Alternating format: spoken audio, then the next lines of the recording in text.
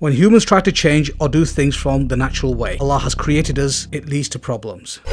High heels and the harmful effects to the body. Recent research suggests that wearing high heels causes a huge list of problems. When standing without any footwear or wearing flat shoes, both the heel and toes rest flat on the floor. At this state, the body weight is supported by the arch of the foot and is distributed equally between the forefoot and hindfoot. But when standing on high heels, the body's center of gravity shifts forward. This affects the appropriate standing posture as the body attempts to make a series of adjustments. A 1-inch heel is enough to tilt the body forward by about 10 degrees. So in order to gain balance, your body will make postural adjustments from the toes all the way up to the spine. Many doctors and therapists evaluated that high heel shoes cause an increase in the lordotic curve of the lumbar spine, and that the increased lumbar lordosis is the main cause of the pain. The human spine possesses 4 curves known as the cervical, thoracic, lumbar and sacral curves. One of the main functions of the curves is to act as a shock absorber during walking or running and reduce the stress of the vertebrae. With the negative changes of the curvature, an increased shock or stress on the spine, having lower back pain, spine or nerves problems is fairly common.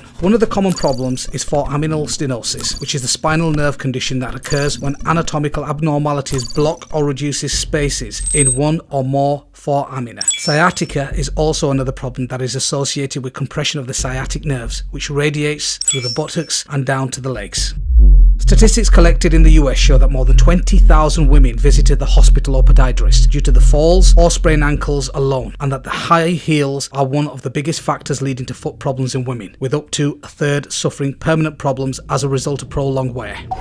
Osteopathic physicians explain the common medical problems associated with prolonged high heel wear. High heels. Wearing high heels and continually bending your toes into an unnatural posture can cause a range of ailments, from ingrown toenails to irreversible damage to leg tendons. Additionally, cramming your toes into a narrow toe box can cause nerve damage and bunions.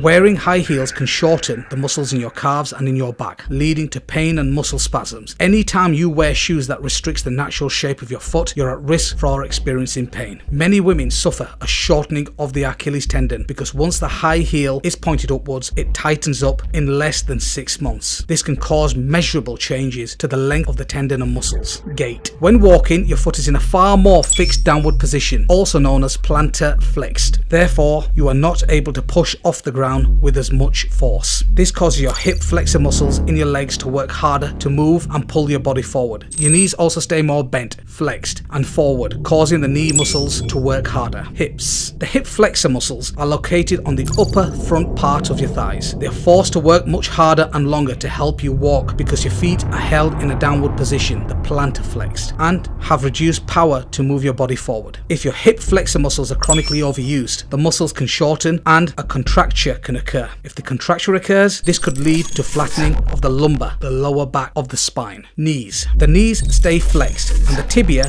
turns inward when wearing high heels. This position puts a compressive force on the inside of the knee, also known as the medial, a common site of osteoarthritis. High heels increase the distance from the floor to the knees and can result in increased knee torque, which can also lead to osteoarthritis. Ankles. High heels limit the motion and power of the ankle joints. The calf muscles are shortened because of the heel height. The shorter muscles cause them to lose power when trying to push the foot off the ground. The position of this ankle may cause a shortening, a contraction of the Achilles tendon. This can increase the pull of the Achilles tendon where it attaches on the back of your heel bone and can cause a condition called insertional Achilles tendonitis. The feet. With the foot in a downward position, there is a significant increase in the pressure on the bottom, the plantar of the forefoot. The pressure increases as the height of the shoe heel increases. Wearing a 3 1/4 inch heel increases the pressure on the bottom of the forefoot by 76%. The increased pressure can lead to pain or foot deformities such as hamper-toes, bunions, bunionettes, which are also known as Taylor's bunions, and neuromas. The downward foot position, the plantar flexion, also causes the foot to become more supinated, meaning turned to the outside.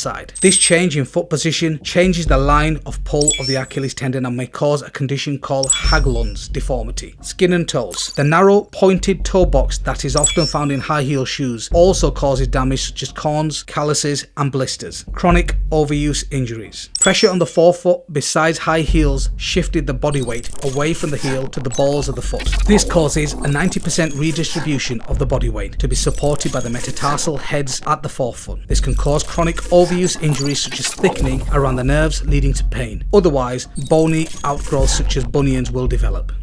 Till today, it is finally accepted that shoe heels plays a major factor which contributes to degenerative arthritis in the knee. This means that the higher the heel, the greater the impact is on the knee and other joints. Taking into consideration that high heels alter the weight distribution on the knee joints, it explains why a disproportionate number of women suffer from arthritis in the knee, especially osteoarthritis, are compared to men.